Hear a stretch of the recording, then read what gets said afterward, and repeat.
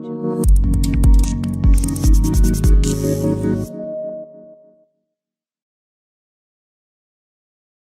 evening, ladies and gentlemen. Myself, Daniel, representing PMS Bazaar. I welcome you all to the new season of Emkay Alpha Mavens. And in the third episode of this season, our guest speaker will share his insights on what is inside the mind of an Ultra HNI investor. On behalf of the participants, I welcome our chief guest, Mr. Shiv Gupta from Sanctum, Vikaas M. Sachdeva, and Sachin Shah from Emkay Investment Managers. Before I hand over to them, let me give a quick introduction about the speakers. Mr. Shiv Gupta is the founder and CEO of Sanctum Wealth, which was created through the acquisition of the Royal Bank of Scotland, Indian private banking business in 2016. Over a 25-year career, Shiv has held several leadership positions in wealth management across Asia and Middle East. Immediately prior to founding Sanctum Wealth, he was head of India and co-head of the Middle East for the Royal Bank of Scotland's private banking division. Shiv holds a bachelor's degree in economics from Hindu College, Delhi University. He is also a graduate from Harvard Business School General Management Program. Vikaas is an industry stalwart with over 2 decades of experience across marquee financial service organizations. Vikaas was the CEO of Edelweiss Asset Management Limited, the global CEO of Enam Asset Management Limited, one of the founding member of Birla Sun Life Asset Management Company, among others. His industry affiliations include a seat at the Mutual Fund Advisory Committee, and he was also on the board of AMFI, heading the ETF and Indexing Committee. Sachin is a seasoned fund manager with over 2 decades of experience in the Indian equity markets. Sachin realized the importance of governance early on and was an instrumental in the development of Equal Risk and MK's proprietary module, which helps the company to evaluate and compare listed companies on various aspects of governance. And also, I want to thank Finland Academy for their prize to the best questions, which will be announced at the end of the session. Finland Academy is a trading and investment education initiative. It is a research-driven, technology-oriented training and transactions organization focused on providing a dedicated education in trading and investment-related objects. Without further delay, I'm handing over the session to Mr. Vikaas and Sachin. Over to you, Vikaas. Thank you, Daniel. I think one of the things you always forget is to introduce PMS Bazaar. And I think that's my privilege. Your platform is one of the finest platforms. It's one of the earliest movers in terms of disseminating information on the alternates platform. And I think since the advent of PMS Bazaar, there has been a lot of consistency in terms of evaluation of various alternate schemes. And it has helped firms like Sanctum as well as firms like Emkay to help make better choices for their clients. So thank you so much, Daniel and the team PMS Bazaar for agreeing to host us. Thanks a lot. As always, it's my privilege to introduce Shiv Gupta, the person behind the professional. Shiv, I had a chat with quite a few of your colleagues, your friends, not to alarm you, but I did have a detailed chat with them. And these are some of the things they mentioned about you. I quite enjoyed these discussions. Your colleagues and friends actually describe you as an extremely humane person. This is a very rare adjective I've heard. It's a very humane person, which according to them means you're very respectful and considerate towards everyone you meet up with. You adhere to very high professional standards.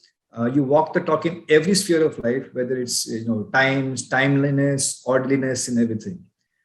One of the consistent things I've heard about you is you have the unique ability to maintain your composure even in the most extreme of times. So I think that's something all your colleagues and friends have unanimously talked to you about.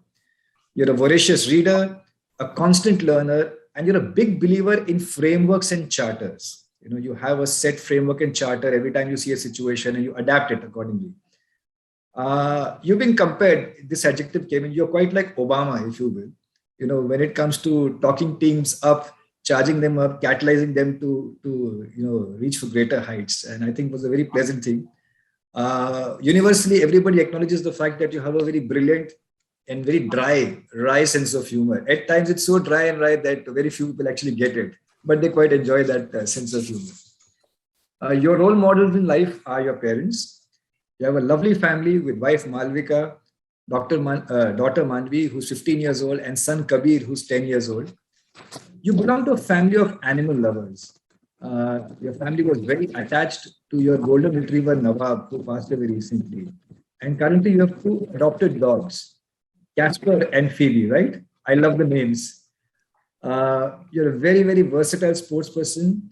You played 7 sports and captained 3 teams when in school. And even today, your team says that when you get into playing a sport, whether it's basketball, bowling, or even a fun sport, you're extremely, extremely competitive. You hate to lose even at fun sports.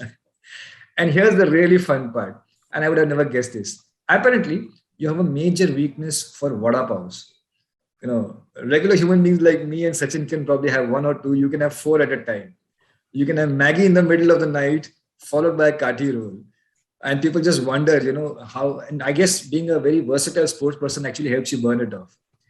Last but not the least, your team says, and this is in their version of dry humor, they said that when you go about simplifying things, they have to grab a dictionary because you go very thorough risk in terms of the adjectives and verbs you use.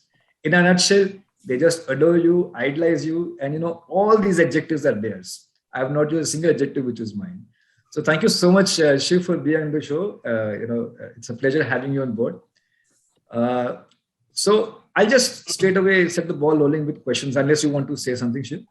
I do want to thank you for an extraordinarily generous introduction, and all the people who said all those things. You have to tell me I'm going to take them out and reward them sufficiently. On the matter of eating, I'm glad that I don't with the kati rolls and the vada pavs that we're not revealing midsections on this show, so that kind of helps, I think. But on the whole, to you, Vikaas, and Sachin, MK, PMS Bazaar, thank you very much for the privilege of allowing me to be here, please. Thank you. Pleasure's entirely ours. So to set the ball rolling, we've got a series of questions which are coming from audiences. But when you're talking about an Ultra HNI, I'd just like to set the context. What, according to you, is an Ultra HNI in the Indian context? In the Indian wealth management context. Yeah. Indeed, very good question, because there's so many definitions that abound and different types of businesses follow different models of segmentation. So it's good to set the expectations and clarity up front. We are going to be talking about people with 15, 20 crores or more in investable assets. But I should point out that, different definitions in the marketplace could be 10 crores and above, 50 crores and above, 100 crores and above. In the international marketplace, in fact, it's $10 million and above, which is about 75 crores, or even $30 million, which is one definition. So you can see how many definitions abound. But today, we're talking about 15, 20 crores and above. Interesting. So, Sachin, would you like to start off your set of questions? Sure.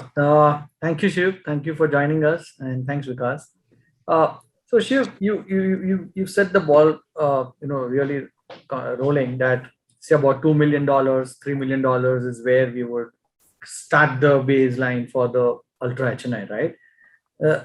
Of course, this $2 million, $3 million can go up to maybe $50, $100 million easily. I mean, that's the range that we have, and sometimes it can go beyond $500+ million also. We have those kind of large families now, at least in India, who are full-time or who are very actively looking at allocating wealth, right? Now, if you have to bifurcate this further, like if you have to profile this segment, would you profile it in terms of this, the value range, or there are some different buckets that you guys, so how do you actually, is there some way to have different profiles for the Ultra HNI? Yeah, this is a very, very good question, Sachin, and a very difficult question, because the reality is that you're trying to find homogeneity in a very heterogeneous population, as you just described. You're talking about the wealth size, which is a source of heterogeneity, different types of businesses that people come from, different situations that they come from.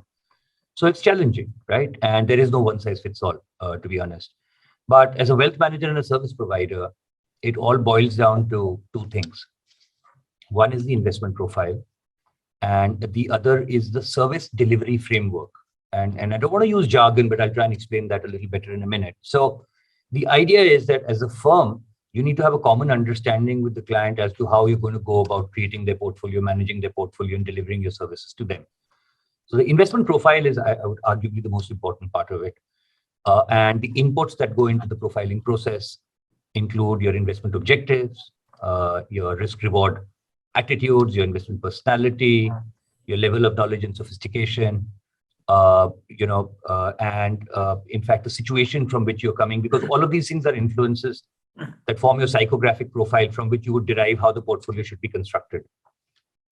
And that should ultimately find its way into an investment policy statement, ideally. The second service delivery framework part is that different people have very different styles of managing their wealth. Some people are very involved, some people are less involved. Some people like to review their portfolios very regularly, some people not so much. Some are very tactical, some are very long-term thinking. So you have to factor all of those things as well. And these two elements put together then create some buckets from which we can create a delivery proposition. I just want to say one thing, Sachin, and maybe it's early in the conversation and I should have reserved this for later, but I don't think profiling is something that we as an industry do very well, I should tell you.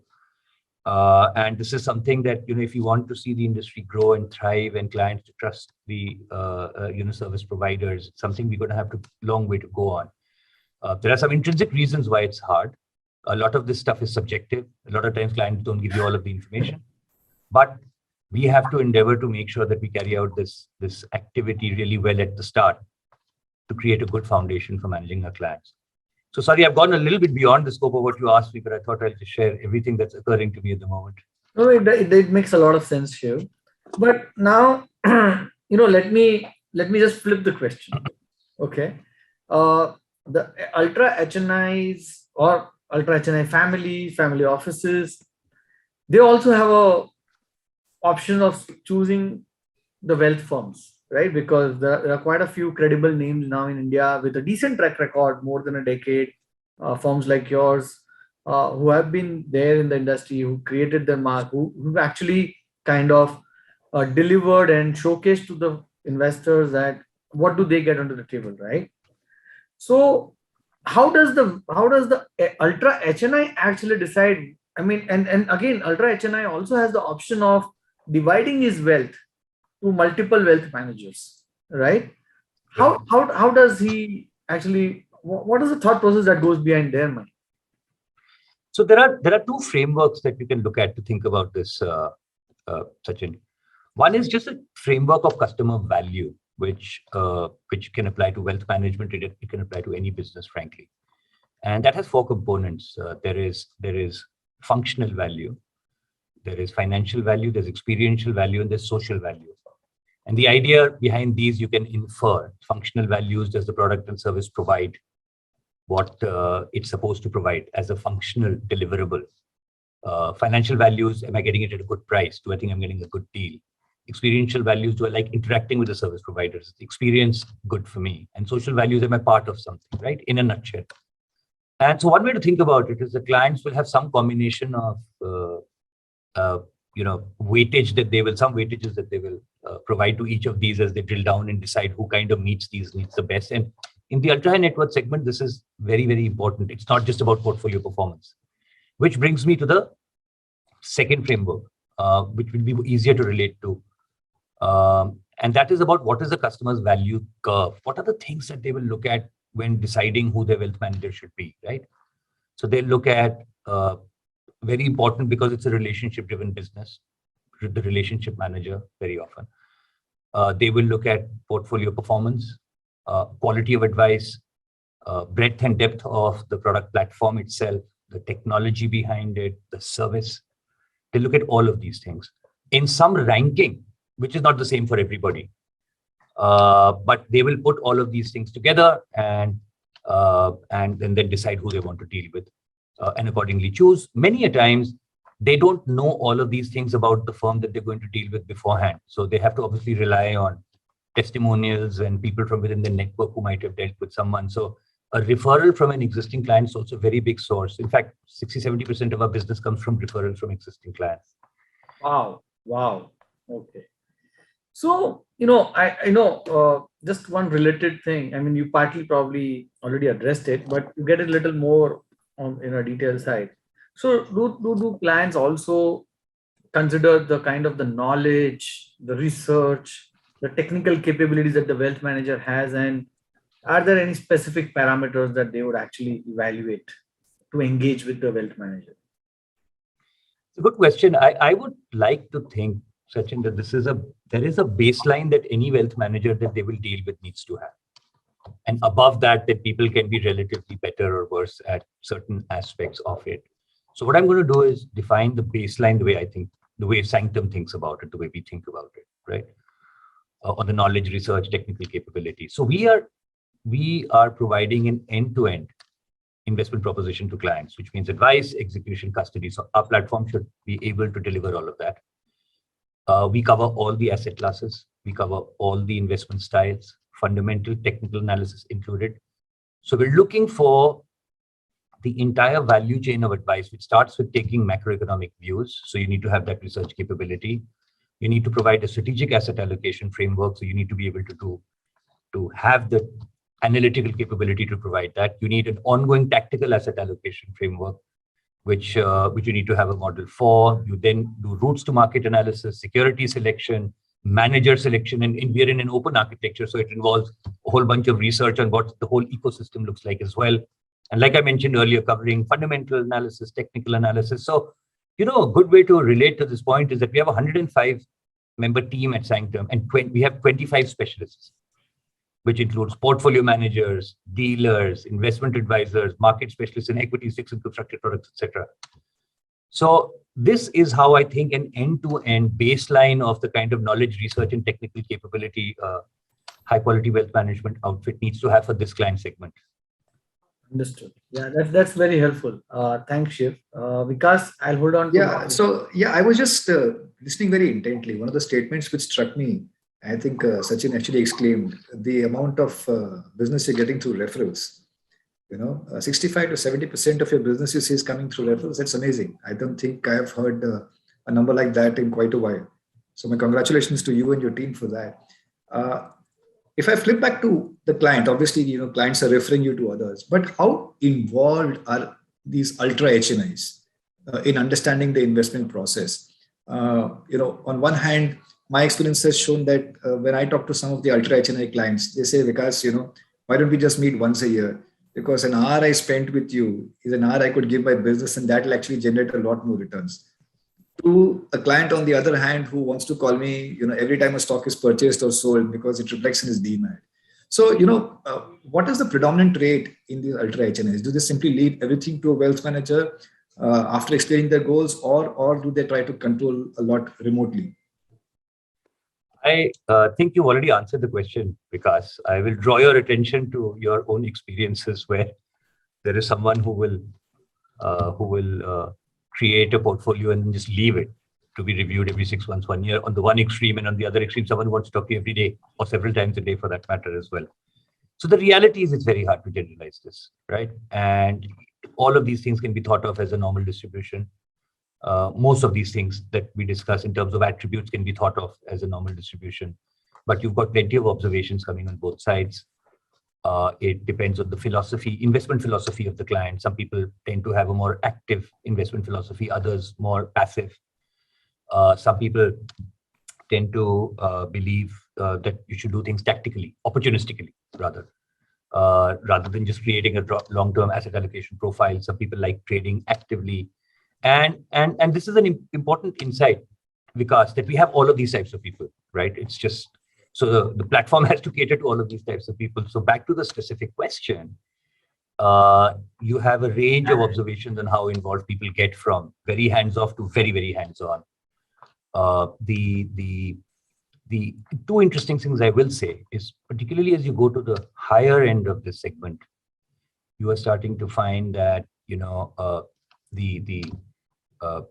people who have family offices, or people who they might employ, sometimes between the client and the wealth manager, there is an intermediary, right? Then there is a delegated involvement, and sometimes those people can be a lot more involved than the principal client himself, because there's two levels separate, right? Okay. You get observations like that, but in general, if I think about the wealth management landscape in India over the last 15 years, 20 years, the desire on the parts of clients to understand risks, to understand the features of products and instruments and markets has been getting higher and higher, right? People are getting savvier, more sophisticated. In general, I think the baseline's been rising over this period. And therefore, the quality of the questions we get right at the outset, the involvement in having a conversation on the profile, I think is higher. It's been going up. And I dare say it also depends on the overlay the market is at that point of time. If the market's undertones bullish, then maybe lesser questions. But if the market undertone is bearish, then maybe more questions. I'm just generalizing, but am I right in that? You are exactly right. We call a bull market a random market event where we all feel like investing geniuses, right? And True, very true, very, very true. Right. Yes. And time horizons become longer, and whole behaviors change. And this is the interesting thing, because we talked about the client profile before. There is and pardon me for this terroresque thing, but there is a metacognition issue there. A lot of times we don't know what the profile is because the profile itself keeps changing. So the client himself doesn't know what it will be. There is a second order effect taking place there. And I'm only saying this because you're saying there's a bull market. So the client's profile itself should account for the full cycle, bull markets and bear markets, but it doesn't always. You see different behaviors in different kinds of circumstances. So my next question is actually a combination of several small questions. So you'll have to be a little patient till the time I finish that off.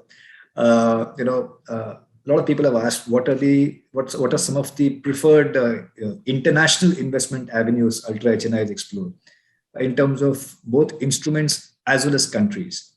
Do they go in for managed equity, or do they go in for, say, index investing when it comes to international markets? And in general, what is the allocation to international equities? This is more around global equities. So 2 or 3 questions in one. But it's good because I wrote an article recently for the Bombay Brokers Association on international equities. Okay. So this helps quite well. Thank you for asking it. So look, I think the 2 primary routes are, of course, feeder funds and LRS platforms. And whilst it's overall still quite small, both have seen what would be called exponential growth in literally over the last 3-4 years, right? I believe feeder funds have grown to some 42,000 crores, which is still quite small, but the growth has been huge, and I suspect it's going to get bigger. Plus, you've got the government encouraging platforms on Gift City, and the NSE, BSE setting up platforms there. So I think both routes, feeder funds and LRS routes, which are the predominant routes, are growing. Those are the 2 routes. Many platforms are coming up, as I said, from international markets as well, which are digital for the LRS route, and we've seen quite a lot of adoption of those kinds of platforms as well. We have a couple on our own in our own product suite.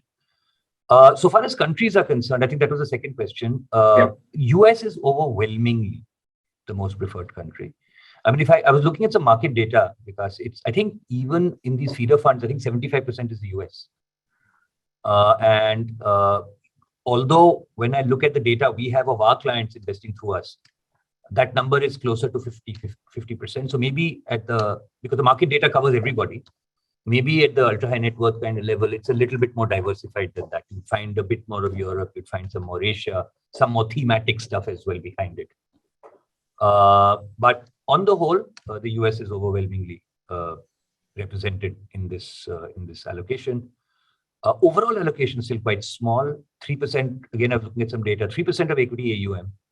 Last year, I think 5% of LRS flows, which is equity and debt, are what are international investments. We would normally recommend 10 to 15% as a start. But the numbers are much smaller than that, I think, at the moment, but it's growing. So far as active versus passive is concerned, there isn't good quality data to look at, because I think to a degree, it will mirror the active versus passive debate overall. So people who believe in different degrees of market efficiency might lean one way or the other. But what we can infer from the same data is it's at the moment about 80-20 in favor of active. Interesting. Very interesting. 80-20. I would have never guessed. I would have thought it was probably the other way around. Very interesting. But, on a small base at an early stage. So I think we must caveat that at the moment. Over a period of time, it's also constrained by the supply, and certain other structural factors. And so as these things develop a little bit further, maybe this number can change. This may not be a good representation of what it could be in 4 or 5 years. I suspect it will mirror the overall debate on active versus passive and kind of which way it goes. Interesting. And, just one added question to that. The global counterpart of an India Ultra HNI, whatever way you want to define it, in terms of his asset allocation, would he probably have as much real estate as what an Indian Ultra HNI has, or the similar asset allocation as an Indian Ultra HNI would have?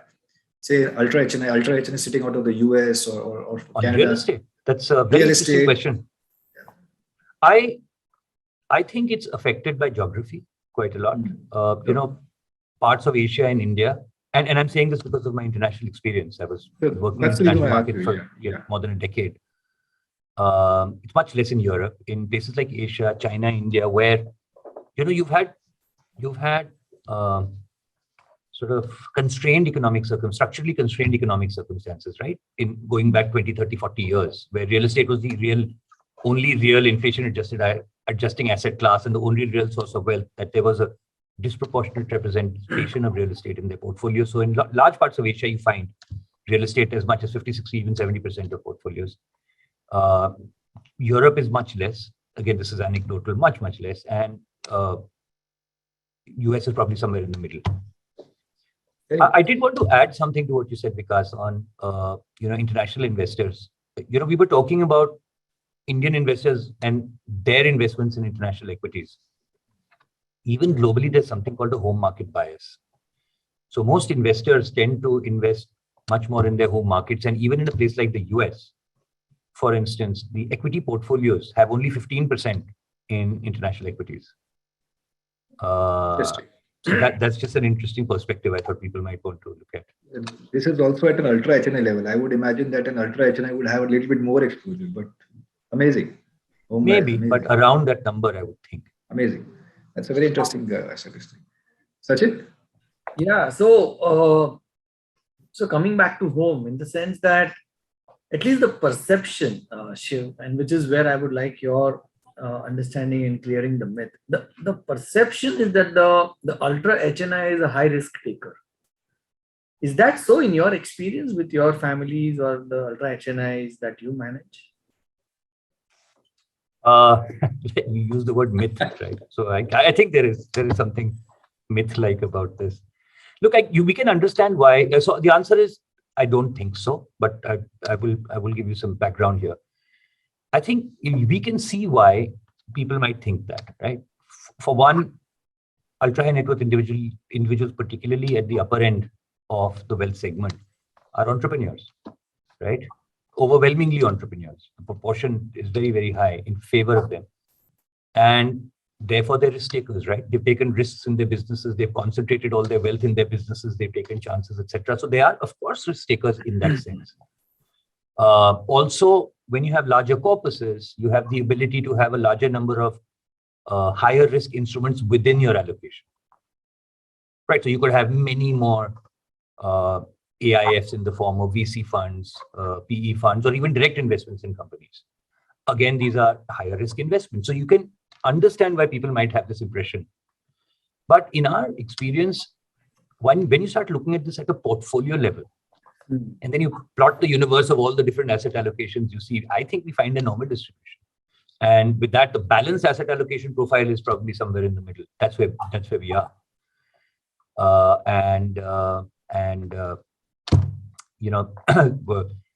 Many clients also feel that they're taking risk in their business on a continued basis. Therefore, the corpus that they've set aside in liquid assets ought to be slightly less risky. And so it, in fact, starts resembling a barbell in some cases too.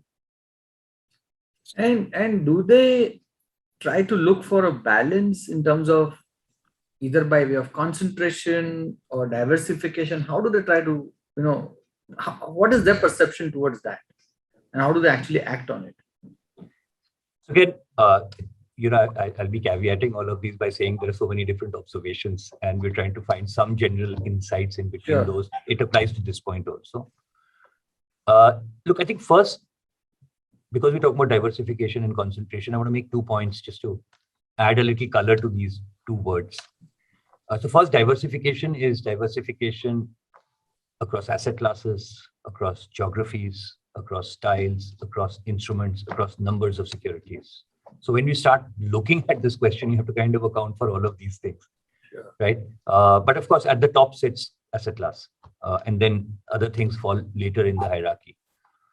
And then on concentration, again, I go back to the point I was making earlier that many of these people are concentrated in their businesses, right? Heavily concentrated in their businesses. Just remember that there is concentration, but it's in the businesses, and that probably has some impact, at least to the people who see this, who are in that situation, in the way they might think about their investment portfolio. So, bearing in mind these two aspects, I think the distribution has a skew towards diversification or even over diversification. I was asking my market heads recently, what are the most diversified portfolios you've seen in the last 10 days that new clients have come to us with? We got one in Bangalore, 40 crores in 52 schemes. Another one in Bombay of 60 crore portfolio with 220 stocks. Now, Sachin, you're an investment professional. You know what the rules of thumb are around numbers of stocks or numbers of funds and so on. And these are not those numbers, right? Those numbers are much less. So, and it's interesting sometimes to think about why this might be the case. Earlier we were talking about the place being multi-banked, right? It's a competitive environment when people are dealing with many people. So you have, on average, ultra high net worth individuals could have 3 to 4 different relationships. Right. So that results in some of this over diversification. Sometimes people just buy things product by product rather than looking at it holistically. So that results in this diversification. Sometimes there is a base rate neglect element that takes place, where someone's made money over the last 7-8 years, and 7 years ago they used to allocate 20 lakhs to a particular investment because that was the right proportion at the time, right? And in many cases, they haven't updated the base rate themselves. So even now, you might find a 100 crore portfolio with a 20 lakh allocation to something. Sure. So these are the kinds of things that are influencing this, but we are seeing more diversification than concentration. More recently, you're starting to see conversations around measured concentration as a means of generating alpha. So you're starting to see some of that also. But mostly it's more over diversified from our point of view. Yeah, absolutely right. And I think that is where people like you will actually add a lot of value to these investors, because if they're so overly diversified, I don't think they can do anything better than markets, right? They will actually be probably below markets most of the times. Best case, they would be in line with markets, and that is where they need to get. And actually, the point is that it's not about it's about concentration, but it's about being focused. So that is what we internally talk about, that we need to avoid concentration risks. But at the same time, you need to have a focused portfolio with your allocation disciplines. And I think that is what investors will probably, and that is where some of these investors have missed that point, right? When you have 52 mutual funds and if you have 220 stocks, you've completely missed that, but there is no focus, absolutely no focus.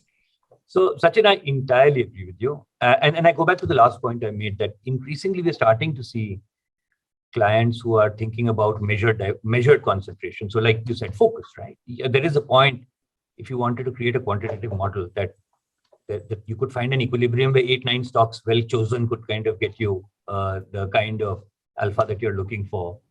And anything north of 20-30 is anyway pointless, right? There is a move towards that. We're starting to see some people talking about that, actually applying it in their portfolio. Same for managers. Why do you need 20 managers? So let me just find the top 4 or 5. So the conversation direction of travel is absolutely in the right place. Right. Great. Thank you. Very interesting. Yeah, Vikaas. It's very interesting. While you were talking, I was making some mental notes. I think Sachin also caught on to those 2 data points: 220 stocks, 52 schemes. I think this was like sore thumbs is stuck out. Just made a mental note of talking to my wealth manager after this conversation once again.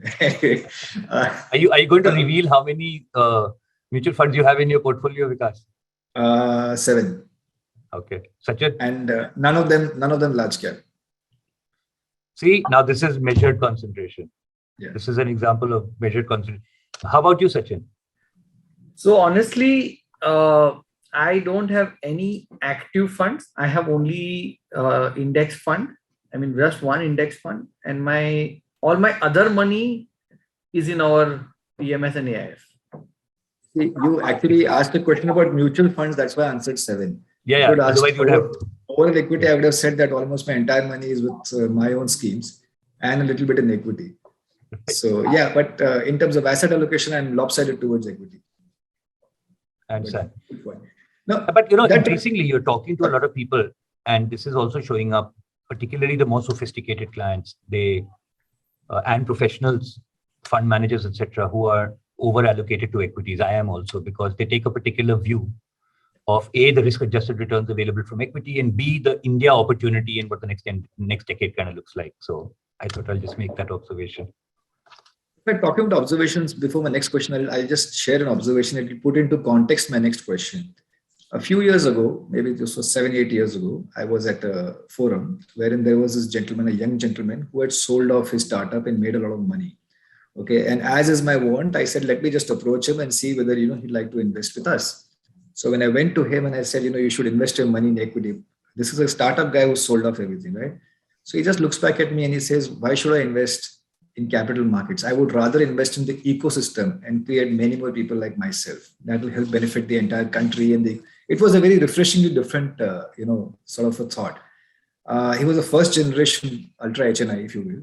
So the question I actually wanted to ask you is there a behavioral difference between, people who have who are first generation Ultra HNIs vis-a-vis quote unquote vintage Ultra HNIs? Do you see a behavioral difference across some parameters with these guys?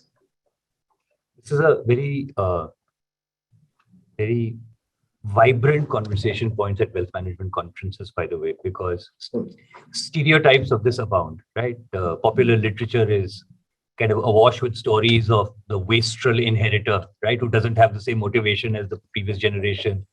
There is that proverb, that cliche, shirt sleeves to shirt sleeves in 3 generations, right? Which says the first generation makes the money and the next generation kind of keeps it and the next generation sort of loses it, right? Yeah. And of course, it's found its way into myth to an extent, because a lot of this relates to family businesses. And over the years, many of them have taken concerted steps, efforts to kind of systemize the way they think about these things. So I want to move on from these stereotypes. Again, you can't generalize, but some tendencies can be inferred, which might at least correspond to some parts of the populations of the older wealth versus, say, newer wealth, right? People, for example, who've had wealth for longer tend to have thought about issues related to wealth management, estate planning better. In many cases, families would have set up systematic approach to thinking about family capital. Family capital means human capital, I mean. So, all the people in the family, the money of the family, who's doing what role they play. So there tends to be a little bit more of a systematic approach with older wealth. Newer wealth are kind of getting their heads around all of these things for the first time. Entrepreneurs, on the other hand, new entrepreneurs tend to be bigger risk takers. So again, it's a generalization, but I think it has some support behind it. But ultimately, when it translates to portfolio management, aside from what you just said, Vikaas, and we can come back and discuss that a little bit more, psychographic profiling ultimately drives investment behaviors. And there you'll find plenty of commonalities between people from one category or the other, aside from these differences that I just stated, right? So it's more, you often find a second generation guy whose investment profile is much more than like the new money guy than within his own segment. So I just want to say that some of these observations have some limited implications.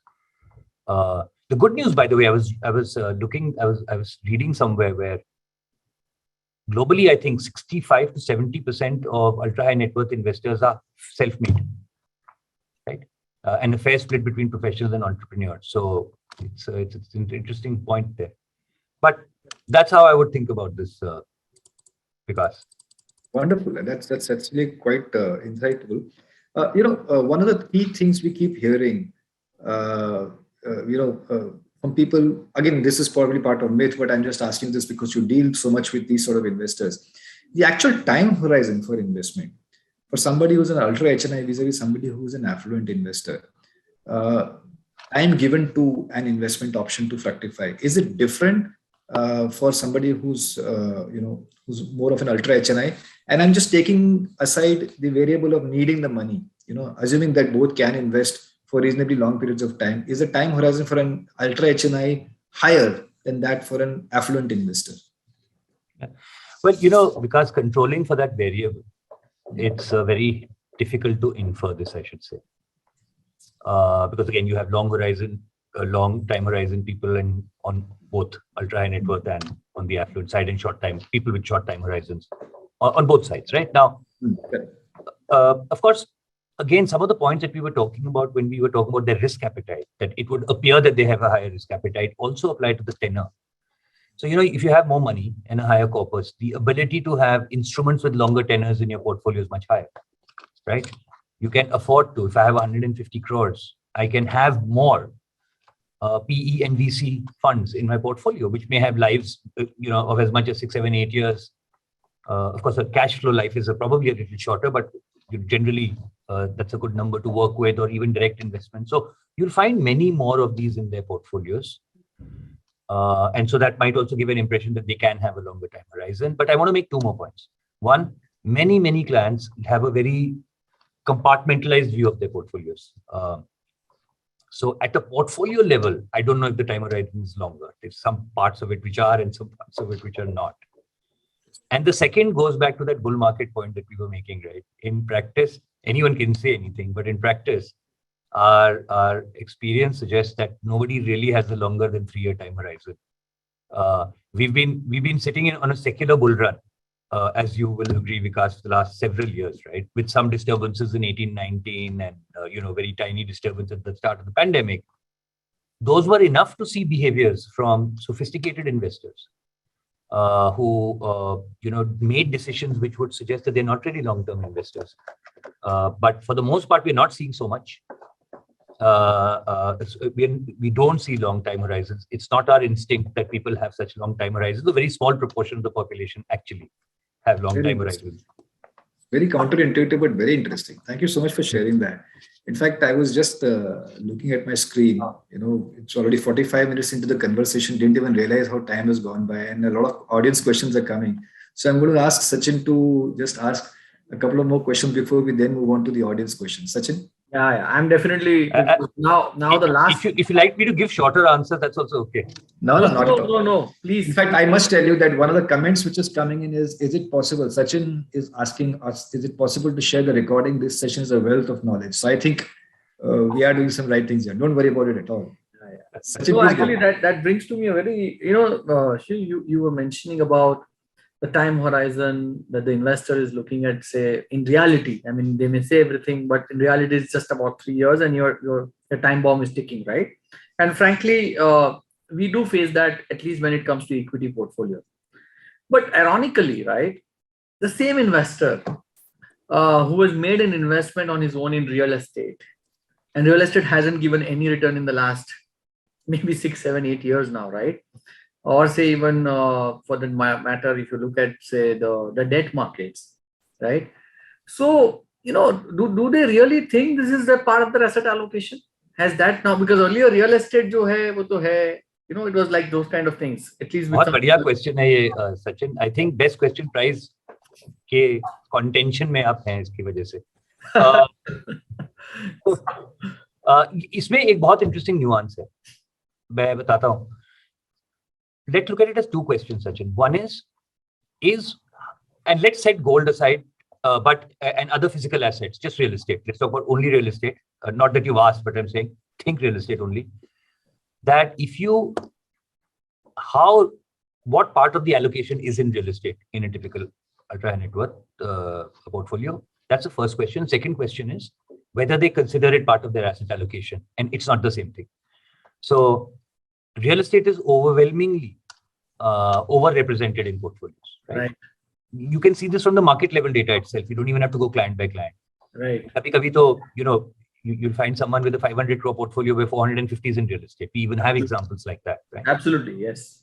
And you can see why also, because if you thought about the investment options that were available, as we were discussing earlier, over the last 4 or 5 decades, right? There was a time at which this would be the best asset class. If you think about, all the options that were available, where inflation was, where other instruments were, and so on and so forth, where the economy was. So,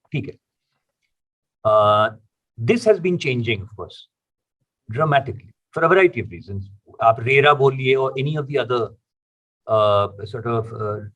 structural changes that have taken place that have tried to address the leakages because of which real estate used to have a distorted level of interest in the minds of many people, right? That has reduced. And then people have actually empirically unhone dekh liya hai. You bought something 7, 8 years ago at the premium end of the segment and you've not seen it go anywhere. In fact, it may even have fallen for many people. So very high representation, but certainly reducing. I think this is definitely a trend. Most clients don't see it as part of their asset allocation. And this is one of the big challenges and that's why I'm saying, your question is very nuanced. So it's a very big challenge for us as wealth managers, because we try to always, and anyone watching the show, anyone who's ever asks me would say, you have to look at your entire asset allocation altogether. You may choose to manage portions of it in whichever way you like, but you'll be doing yourself a great favor if you looked at it all together. And a very large number of clients don't. And I think that's just leaving a lot of value on the table, if you ask me. Yes. I'll just make one point there. So since you said it to all the audience, so and please correct me if I'm thinking wrong. So when we talk about real estate allocation over here, we are talking about the real estate which is over and above the real estate that you own for the personal consumption that you have. So the house that you're residing, we don't talk about that as the allocation. Yeah, but that's a very good over point. And above that is part of your asset allocation, right? Very good point. That's in fact that it's called the dwelling house exception, that you exemption, even in tax it's looked at like that globally. That take out your one main primary residence and then look at everything else. Absolutely. But of course, here we talk about ultra high net worth individuals who will have like 7 properties in addition to their liquid portfolios. Yeah, and maybe 3. But again, it's changing. Structural changes are changing that. Right. You had a second question on debt. Sorry, go ahead. No, please go ahead for that. Yes. No, I was done. I think you had a second question on debt. I wanted you to repeat that if you could. Yeah. So actually, I'll just, in the interest of time, I'll combine it along with gold. So with gold and debt also, right? Do they look at it as a because generally when equities don't do well or real estate don't do well, these are risky assets, whereas the risk-free assets considered to be the debt. I mean, debt is not exactly risk-free. I mean, what the kind of the things that we've seen in the last 10 years with at least the DHFLs of the world and all of that, but still, or ILFS of the world, but still debt is considered as a more of a risk-free, and gold is probably also that. So how do they think of allocating that part of the money or whatever allocation is to this two assets? Is it to balance? Is it to reduce the volatility? Or how do you actually advise for these two assets? Yeah, I think I'll answer the second question because that will make it easier to think about it from the point of view of an allocation, right? We think of these as components of an asset allocation.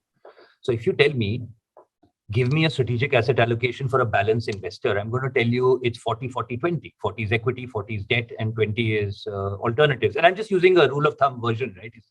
Otherwise, it can be, of course, more complex than that. And 20 will be alternatives, right? So debt plays that role, and it is expected to provide a particular risk-adjusted return.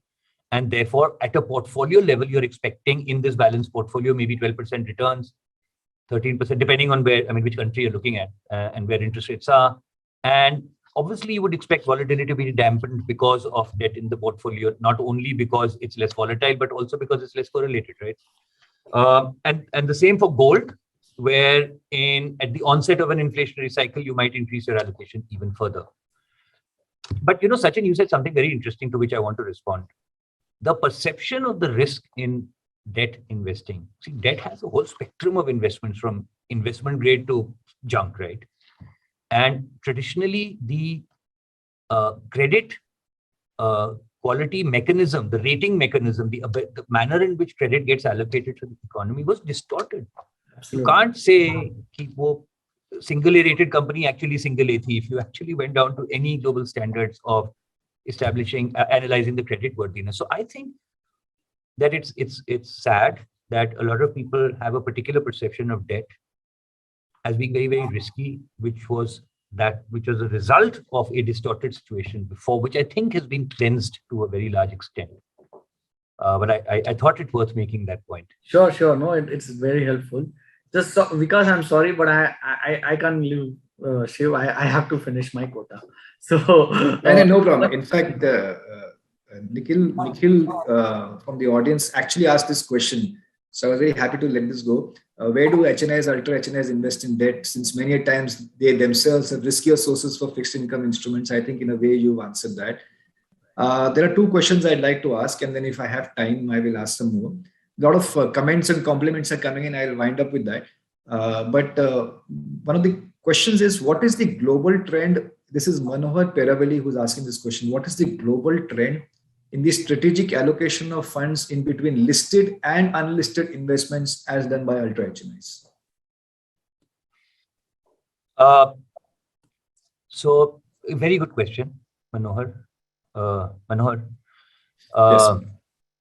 The trend is for it to increase, moving towards an increase, most certainly, towards unlisted, more unlisted. And I think some of that is also a feature of the environment we find ourselves in from the point of view of low interest rates.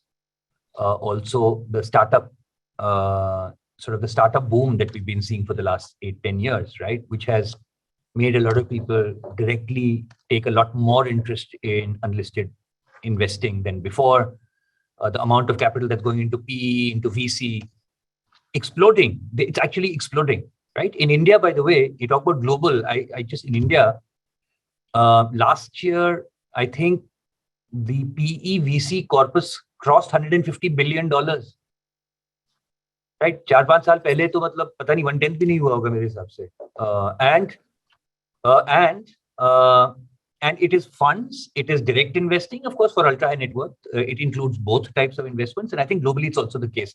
I read somewhere a few months ago, for example, that the Yale endowment has something in the nature of 30% or something like that in private investments. So somewhere in the 30-35% type of a range. So I hope that gives Manohar an answer that he can live with. Absolutely. This is very insightful. Test VK is the name. And he says, great conversation. I'm assuming it's a he, I can't make out. Great conversation, questions as well as responses by panelists. 2 points to ponder. Point number 1, is everyone ready to pay fees if they're generating the same returns on their own? So this is, I think, a quintessential DIY question which is coming in, DIY investor question which is coming in. And the other one, which is a little more interesting, if all tax-saving avenues are gradually reducing their exposure to equities apart from Section 54 and 54F, what will the investors do once interest rates start moving up? Okay. The second one is a slightly more complex question. We'll come back to it. And my strategy for dealing with complex questions is to give extremely simple answers, by the way. So I'll come. I think maybe we should just start there. Sure. Look, I think, whenever someone goes into the investing activity in general, they should think about the larger picture of which assets they are allocating their assets to. And what are the risk reward and time horizon characteristics that would make it a successful investment. And if you're investing in equities, all of these details are one thing. You invest a portion of your assets that you think corresponds to your profile to invest in equities and take a longer term view and don't bother about other stuff. That's how I would think about it. I'm sorry if it feels like an escapist answer, but that's really the best answer I've got. I think the simple answer is the best answer. Yes. Right. And that's it. That is the avenue. You would still be expecting equities to give you. In India, if you look at the last 4-5 years, the equity risk premium is running at 8-9% or some number like that. Right. So that's a pretty good number. I think globally it's 5-6-7%, for example. So I think, that it remains a very interesting avenue, notwithstanding any of the other elements. So far as pricing is concerned, it's a very complex subject. And every wealth management conference will have a lot of people talking about clients pay, don't pay. Look, I think there is a perception that clients are price sensitive first. And I'm making that point not only from a do-it-yourself investor point of view, but in general, I'm saying.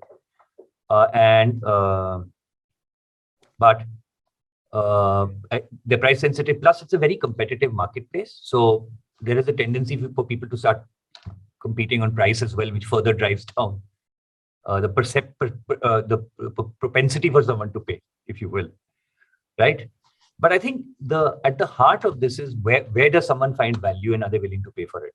And that is a more mixed picture. And in this case, when I say mixed, it means a positive picture. You'll find plenty of examples of people who genuinely realize that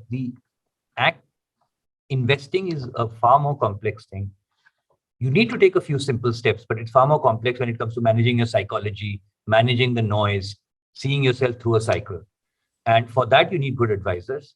It will sound like I'm saying this because we are advisors, of course, and that is also true to a level, but we genuinely believe that you need good advisors. And for that, it's worth paying, according to me. At the level of ultra high net worth, of course, there are many, many more things we do that would justify why someone might pay, and people who see value do end up paying. So that's how I would kind of just address that question. In the interest of time, I'm going to take two quick questions, but I will just request the audience. A lot of questions, Shiv, are coming in terms of your advisory style. What is the minimum ticket size you will take? How will you manage portfolios? So I would request you to write into PMS Bazaar. There's an email ID. Daniel can give that to you.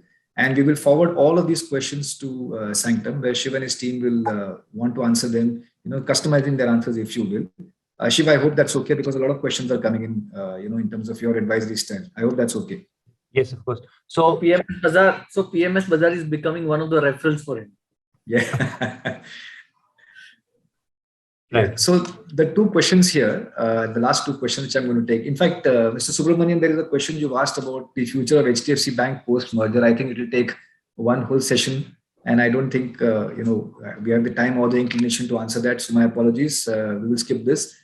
Viral Bhuta is asking about, can LRS route allow allocation to overseas US private equity pre-IPO deals?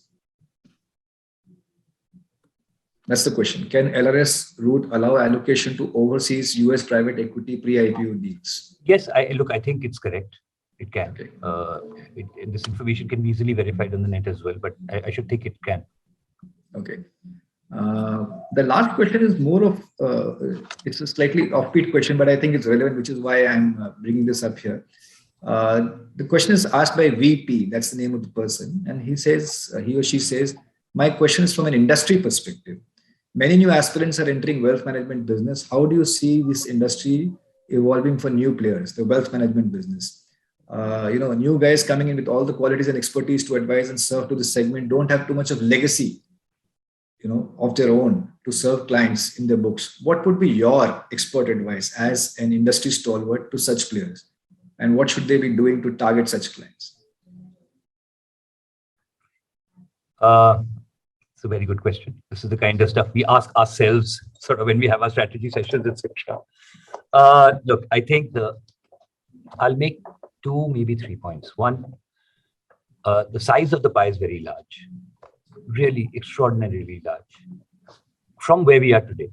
A few years ago, you couldn't find, $500 million in AUM would be mid-size kind of wealth manager. Today, that number itself must be 3-4 billion, right? So that much you've seen. And we haven't even scratched the surface yet. Different reports suggest that India total wealth, which may be a multiplier of GDP, say, is, if your GDP is 2.5-3 trillion, then if your total wealth is 7-8 trillion. And organized wealth management itself would be a fraction of that today. Plus, you've got anywhere between 200 and 300 billion dollars coming into household financial assets every year. Where's that going to go? Right? So there's so much scope for growth. And then financialization taking place makes it also very much more interesting. So there's scope for a lot of people to play. First point. Second point, depending on the size and nature of the firm, how focused you are versus how sort of broad-based you are from a product services point of view, geographic coverage point of view, your strategy will vary, right? Depending on kind of where you see yourself. So when we look at new wealth managers, there are both types coming in, and we would say different things to different people. Eventually, we will find, and by the way, the US market is a very good market to study for this. So US market has a very large number of mega large wealth management firms, mostly through their big banks, right? A lot of specialist wealth managers, which are very, very large national, and a thriving industry of IFAs and independent wealth managers. And when we say IFA, you're not thinking about one person sitting in a corner somewhere. You're talking about people who manage $2 billion, $3 billion. So my advice to anyone is to be clear where you want to play, but there is a lot of scope. Be sharp in your thinking. How will you win? Where do you want to play? How will you win? What form do you want to take? Have a long runway. It's not an easy business to build very quickly. You can get lucky, but it doesn't really build up that quickly. People mistake that sometimes. Have a long runway. And at some point, you'll see the inflection point. And so that's what I would say. And I wish whoever is thinking about this good luck. Wonderful. So if you have to decide on the winning question, the prize winning question, do you think that Sachin? Okay. Just kidding. I thought this question which somebody asked, I think Test VK asked about tax saving avenues gradually reducing inequities and what are the investors going to do once interest rates start moving up. Would you want to give this gentleman or this lady the prize, or is there any other question you have in mind? No, let's give this person the prize and congratulate them. And she's going to take me out for dinner for my prize. Done. No, this was amazing. I think we had a lot of participation, a lot of compliments coming your way. In the interest of time, I have not actually mentioned quite a bit, which is why I said they should directly come into you, but people have appreciated that. Recording of this is going to be uploaded on YouTube after PMS Bazaar curates it. So thank you so much, everybody. Thank you, Shiv, for being on the show. You've been a great guest. Thank you, Sachin, as always, asking all those questions. Daniel, thank you so much for this amazing platform. And thank you for the audience for participating in such large numbers and really encouraging us to do better. Thank you so much. Yeah, thank you so much, everyone. Absolutely. Dear participants, you can write your questions to events@pmsbazaar.com. So we'll get answers from Shiv and share it across with you. And once again, thanking all the participants and the guests for this insightful session. Wishing you all a very happy and safe weekend. Thank you very much. Thank you very much, everybody. Good weekend Thank to you all. you. Thanks. Bye-bye. Bye-bye.